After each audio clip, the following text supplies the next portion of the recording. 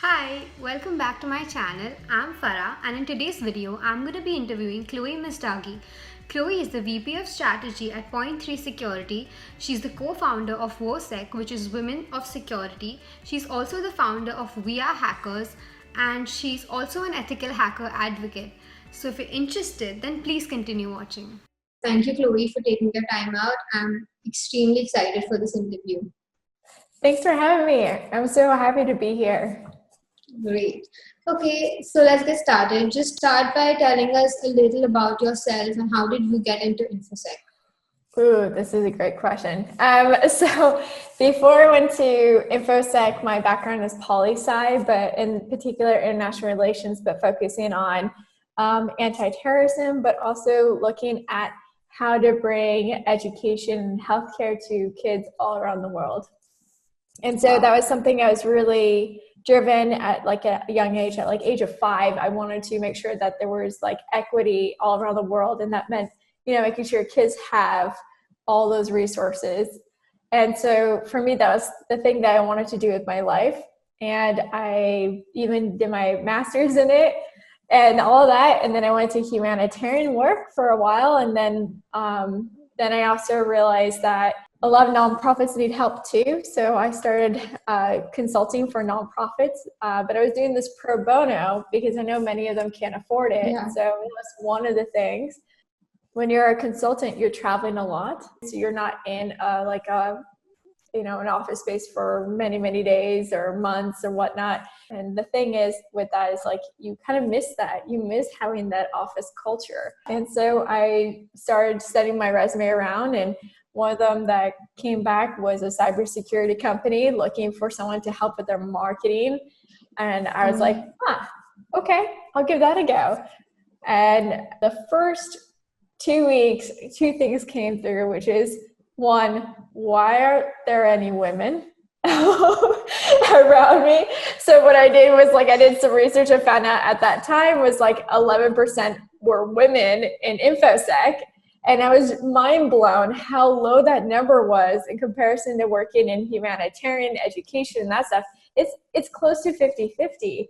And so that was really painful to see because I couldn't understand this at all. And the other thing is that I wanted to know everything about the hacker community because, to be honest, I think hackers, they've been stereotyped in the media quite often as these scary, bad people, but in reality, they're not that at all. So that was the thing that I have to re-change. So those were things that got me into space. Now, necessarily keeping me in the space, that's a different story.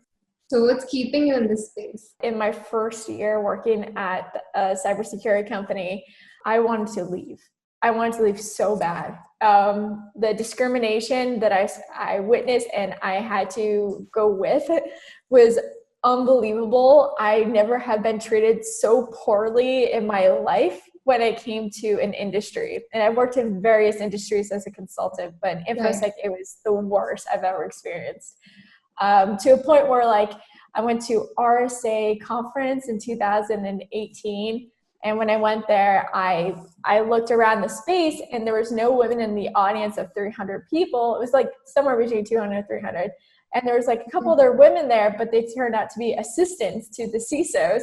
And I was like, this just doesn't feel right. So then I remember walking to the restroom. There's this long line out the door for men's and the women. It was well, maybe there's a line inside. Open the door. There was no one in there. There could be no tumbleweeds in there. And I was like, why am I here still? Why? And so that day I decided that I was going to leave Infosec. So I started looking elsewhere to join another company and get out of Infosec because I thought it was the most toxic industry I've ever worked in. And then I went to a conference in June called Day of Security. And it was the first time ever that I was around women.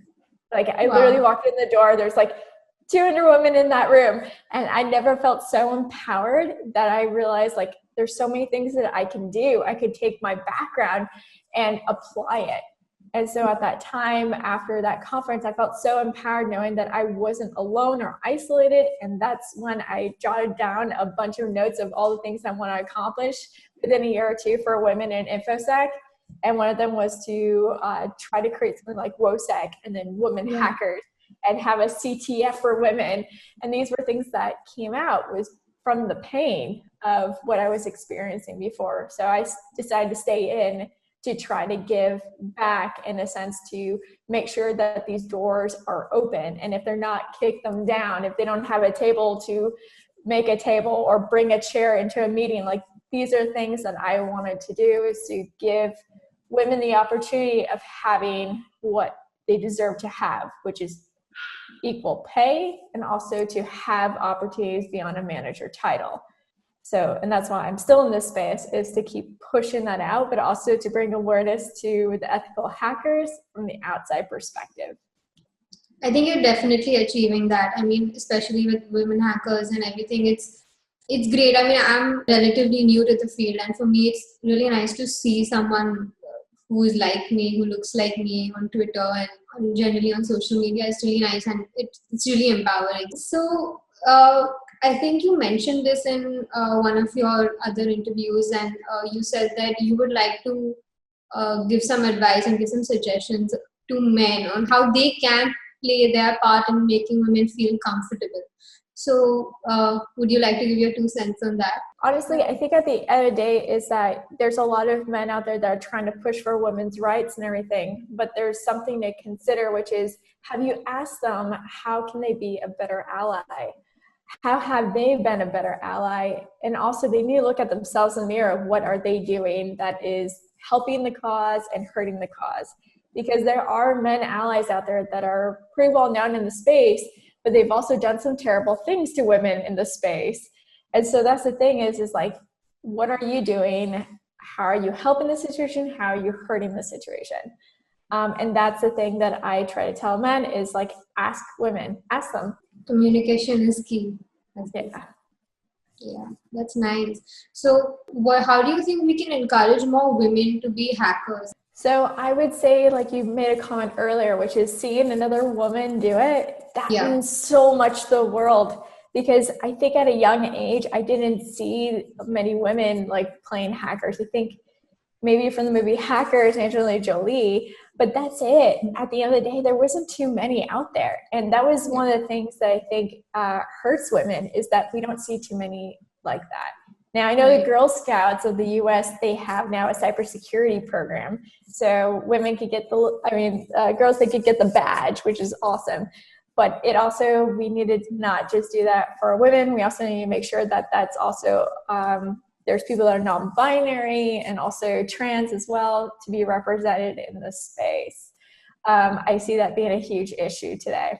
And I think a lot of it has to do with, even if we're like, here, come and join us, we're a wonderful group of people. The thing is, what are we doing that is making them feel empowered? Are we giving them the tools and resources that if they were to go into this field, that they have someone holding their hand through the process? And that's the thing is, like, until there's more representation, it's going to be a lot more hand holding all the way. And so, for example, like, you know, you have some really good bug bounty women that are like incredible, and we can always name them on top of our head. But the thing is, like, it should get to a point where we don't need to name them on top of our head, because they can just look at the landscape and see, oh wow, it's like 50 women percent and like 50 men percent. And I think that's something that I look forward to seeing in the future. But it's a lot about making sure that you have support groups. So WOSEC is great in a sense that it's open to like everyone in every field within Infosec or in tech that want to get into Infosec. So WOSEC exists for that purpose. Women Hackers is something that was created that even if you are someone in sales or operations or marketing, you can still learn these basic things. And maybe it's something that you will love and that you enjoy. So that's why Women Hackers was created, that now it's called WeAreHackerz. But it was created to have a platform for those that are underrepresented gender-wise, to have a space where they can learn and mingle with each other, no matter what level that they're starting or what level they are at. Yeah, great. So I'm going to leave links down below, so any woman who's watching this, they can go and join this, and they can have a support group, and we'll help you feel empowered. That's great. So you changed the name from Women Hackers to WeAreHackerz so that you can make it as inclusive as possible. So would you like to talk a little about that change? Sure. So end of last year, basically Women Hackers was created for those that identify themselves as cis women. So women that were born as women and they see themselves as women. So it was created for them, but also there's a lot of people out there that also, they look like women and everything, but they see themselves as non-binary. And so the thing is like, how do you create a place for both of them to be at? So Women Hackers was created like that, and the name that women was used at the very beginning was to kind of scare away men in a sense, so they don't try to wanting to join, because this is our place to feel safe, comfortable, empowered, talk about whatever we want. And that's the thing that still continues to be today. But the thing is that I wanted to make sure that people that are non-binary have a place where they feel welcome. And so I wanted to make sure that when we had a name that came about, it was something that represented all persons that are underrepresented genders in Infosec. And so that's how WeAreHackerz came about, was to keep the acronym WH, and then we have a lowercase z, to keep that, and also our logo can stay exactly the same. So we found something that's very more inclusive for us to feel safe. That's really great. I love that. Nice. Okay, so you've talked about your journey, and it's been quite a long journey. You faced so many difficulties, and you've reached a point where you've overcome them and you're helping others. So what would you say you know about Infosec now that you wish you knew then? I wish that I knew about Infosec Twitter when I first started, because you can find the latest trends. You can also see that there are some incredible women that I could follow back in the day. So when I first started, I wasn't really on Twitter. I thought Twitter was dead, to be honest, but then I realized it's very much alive in Infosec. So that was the thing that I wish I knew a little bit earlier. I also wish that I had a mentor at the beginning, because I had no idea how bad discrimination can be for a woman. And I didn't see being like basically sexual harassment as also an issue. Like, I've had executives grab my ass like, and like, I also been followed to my hotel room. So I wish I knew about these things a little bit earlier, so then I would have like a mentor to help me through those situations. Because how it went is like, okay, this happened to me, don't think about it, just keep walking straight kind of thing. And I wish I had someone to have guided me through that whole process of what to expect. And the thing of keeping, keep a paper trail. I always tell people, always just keep a paper trail at all times, because it will save you down the road. Yeah, I think it would have been better if someone's with you when you're alone. Right. It definitely does. So, okay, what would you say were the turning points of your entire career? Definitely for sure RSA conference in 2018, because that was a moment where like I went to the hotel room and I like taken off my makeup and so like just like broke down crying on the floor like, this is the worst thing in the world, because I didn't know how bad it was until that moment. I just kept like, oh, I didn't think that had anything to do with my gender. It didn't even cross my mind until like one moment it just hit, all of it hit at the same time. That was a turning point, because it was a moment where I realized like I need to put myself first. And it's also, this is not my problem. This is an ongoing problem with men in general. And then I would say day of security conference that same year, a couple months later, that was another turning point, because it made me realize I need to stay here, because I can use my background, my poli-sci background, and I have these great ideas that can help encourage women to stay in the space, to stay here, but also to feel that they have support, which is so important. And so I would say going to DEF CON in 2018, I met Tanya Shanka, and Tanya is one of my co-founders for WOSEC. So that was a turning point, because we created that. I would say another turning point would be last year in May, because that was how WeAreHackerz came about, was like, okay, that's it. I'm creating a community for hackers. So that was a turning point too, because I didn't really know what I was doing, but at the same time, I just knew it was something that was needed. And so that was another one. And I would say then the DEF CON as well for that year, because we did a diversity party. So I got to connect with all these different organizations. And I would say the other turning point would definitely be when I started working at Point 3 Security, because I finally felt like I am somewhere where I get recognized for my talent and not downgraded based on what I look like. And that's something that I really, really thankful for. But I always use setbacks as something that actually steers me in a way that goes faster in the end. Yeah, I think that's the most important thing. And according to like everything you said, it seems like things are changing. Like diversity is something that is being taken seriously by even like organizations, and everyone's trying to do their bit to try to include as many people as they can. Right. And that's what's good, is like finally you have companies that are like, okay, we look around and all we're seeing is white men on our team. We should probably fix that. Of course, sometimes how they try to fix it is the wrong way of doing it. Because like sometimes for example, you'll get an email and the subject is, we have women that would fit your security team. It's like, what? I'm sorry, what?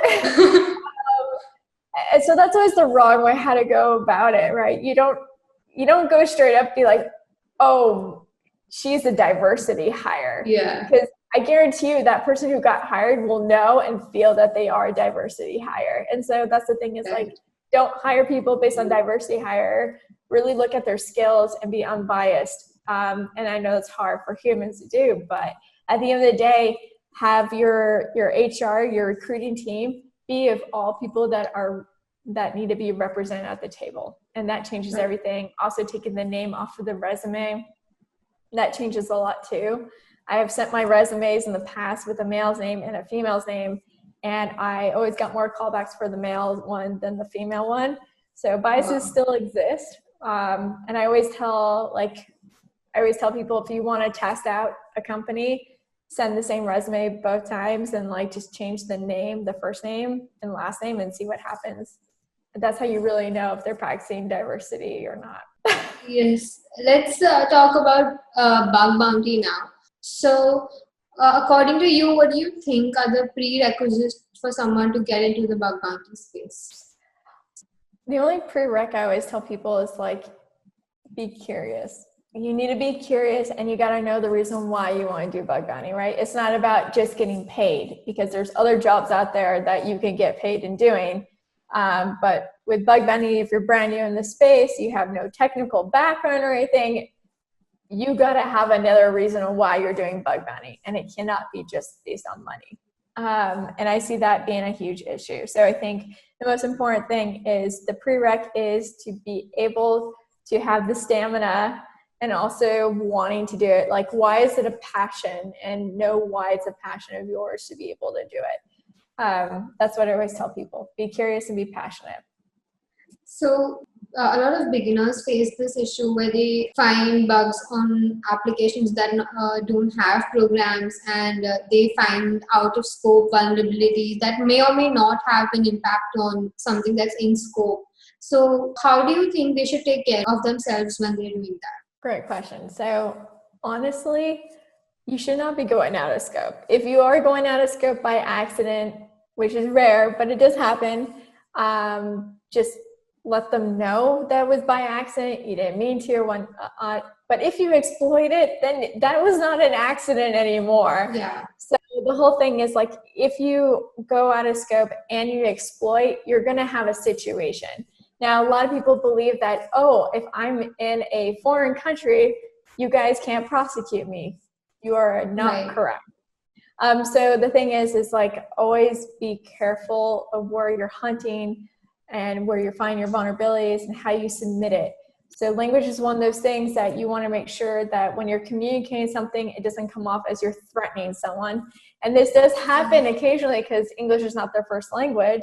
But you have to be really careful, because when people come off as being too quote unquote pushy or a little too aggressive in their writing, people will take that up as a flag. So these are things to keep in mind on. The other thing is that if you're hunting and it's kind of your first time and you're kind of concerned about, the legality and all that, stay on a bug bounty program, do the public programs. And if you get good at it, you'll get private, of course. You'll get your private invites. But the thing is that go on the bug bounty platforms like Bugcrowd, HackerOne, Synac, and also do vulnerability disclosures. Those are always good. I always say go on those, because you know that there's a legal way of reporting. So it keeps you kind of safe in a sense. Right. And also check out disclose.io, which is a really good site that you can pull all these different companies that practice some sort of bilateral trust agreements, or basically are willing to share who to contact if you find a vulnerability, how to go about reporting it, what to expect, and their policies. And I think that's really important, is read their policies before submitting. And I know policies are hard and jargon, and definitely it's written for lawyers to read, to other lawyers to understand. So the thing is, just be careful of these things. Right. A lot of people are confused now about what kind of certification should they put their money in, because there are just so many options on the market and everyone has so many certifications on their resume. So which certification, according to you, is the best one for getting into bug bounty or security testing? So I have a different take on this, because there are so many certs out there. Certs are not going to demonstrate that you know how to do something.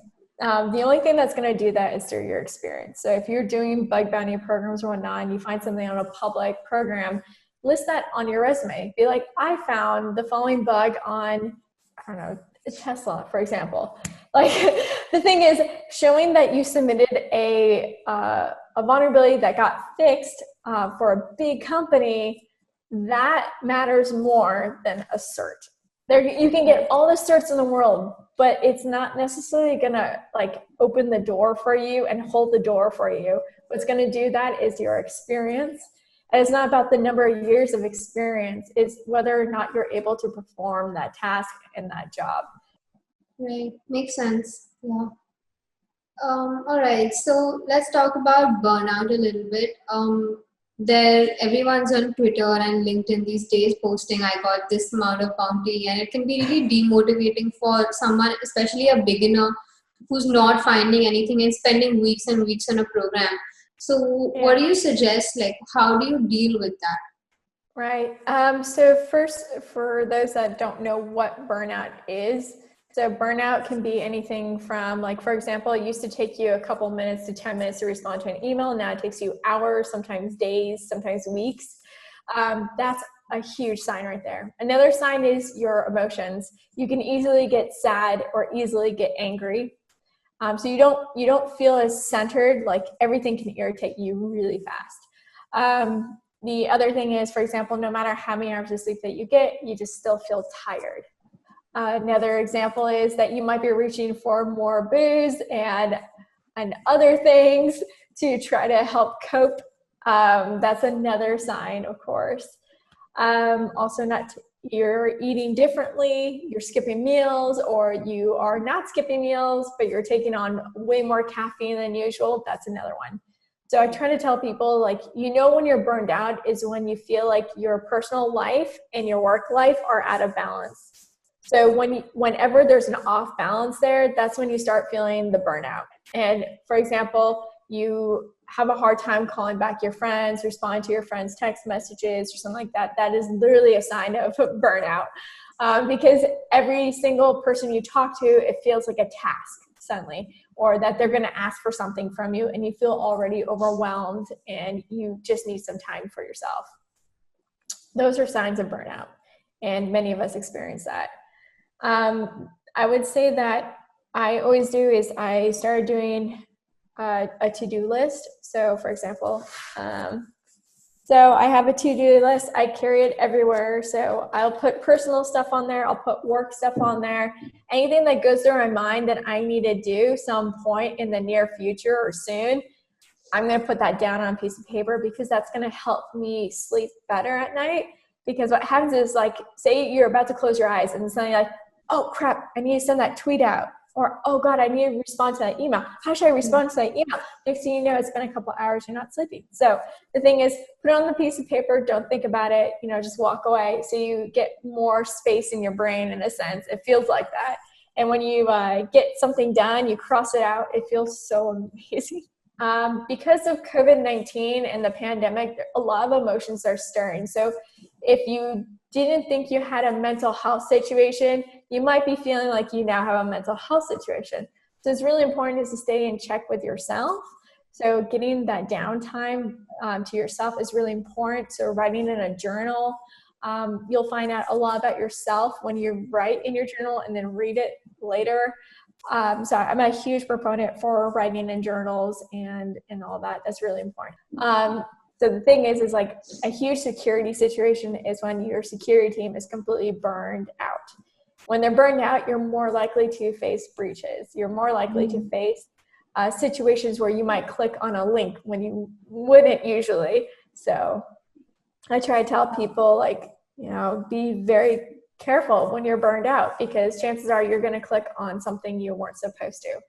Yeah, that makes a lot of sense. And I think this is going to help a lot of people out. Everyone faces issues with burnout, and yeah, this is really good advice. Yeah. And then, like, also, I used to do this thing where I'll put time in the evening, like 4 hours twice a week for bug bounty. And when I realized that when I had it on my calendar, it felt like a task. So then I didn't feel like I had the passion anymore. So the other thing is, like, if you're one of those people that like to put stuff on your calendar so you make sure you have time for those things, let me tell you, if it's something like a project that you're not a big fan of and you put it on there, you're going to always see everything on your calendar as something of a task that you're not necessarily loving and passionate about. So the thing is, don't do that, in other words. Yeah. All right. I think we're done. I think I've asked everything that I had to. Okay. Excellent. Thank you for doing this. This was really nice. I'm sure it's going to add a lot of value for people and help out a lot of people. And I just hope we can inspire more women to join in. Yeah, I agree too. Yeah. I really do hope that in the future, at least by 2030, we have 50-50. And I think that's really important. And by 50-50, I mean, I want all genders to be represented in a way that they all get equal pay and they're not dealing with discrimination practices anymore. That would be fantastic. Yeah. That's the goal. All right. Excellent. So thank you for taking your time out, Chloé. It was really great having you here. Thank you for answering all my questions. Thank you for having me. This was wonderful. And that's it. I hope you enjoyed watching. If you did, then like this video and don't forget to subscribe to my channel, because I'm going to be posting videos regularly. So thank you for watching. Bye.